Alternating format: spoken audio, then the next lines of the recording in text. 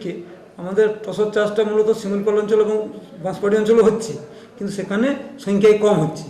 সেই জন্যে আমরা ভোলাবাদী অঞ্চল আমাদের জেলার কর্মাধ্যক্ষ অমূল্য মাইতি সাহেব, উনি জেলা আমাদের সভাধিপতি উত্তরা ম্যাডামকে তারা আলোচনা করে ভোলাবাদী টসর চাষের দিকে কিছু মানে জেলা পরিষদের ওল্ড ফান্ডের থেকে কিছু সাহায্য দিচ্ছি, যাতে আগামী দিনে আবার ওই দুটো অঞ্চলও তারা ওই সাহায্য পেয়ে উৎসাহিত হয়ে আবার তারা টসর চাষ আমাদের এই 3টে অঞ্চল করে তারা যাতে নিজেদের রুজি রোজগার করতে পারে, এই জন্য আমরা পঞ্চায়েত সমিতিও সর্বতোক্রমে সাহায্য করব।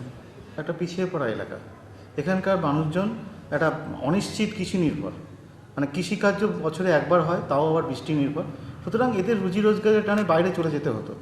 তো আমরা চাইছি যে এরা যাতে বাইরে না গিয়ে এখানেই তাদের জীবনযাপন করতে পারে, তার জন্য বিকল্প রুজি রোজগারের বন্দোবস্ত করে দেওয়া। সেই বিকল্প রুজি রোজগার হিসাবে আমরা তসর শিল্পটাকে আমরা প্রজেক্ট করতে চাইছি।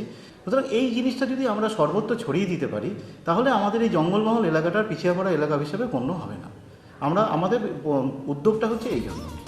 ভুলাভেদা গ্রাম পঞ্চায়েতের চড়ক পাহাড়ি, তালপুকুরিয়া, পাটাঘর প্রভৃতি গ্রামগুলির তসর চাষী এই মহিলাদের সাফল্যে ও আর্থিক উন্নয়নে জীবনে এসেছে স্বাচ্ছন্দ্য, এসেছে আত্মবিশ্বাস ও মর্যাদাবোধ।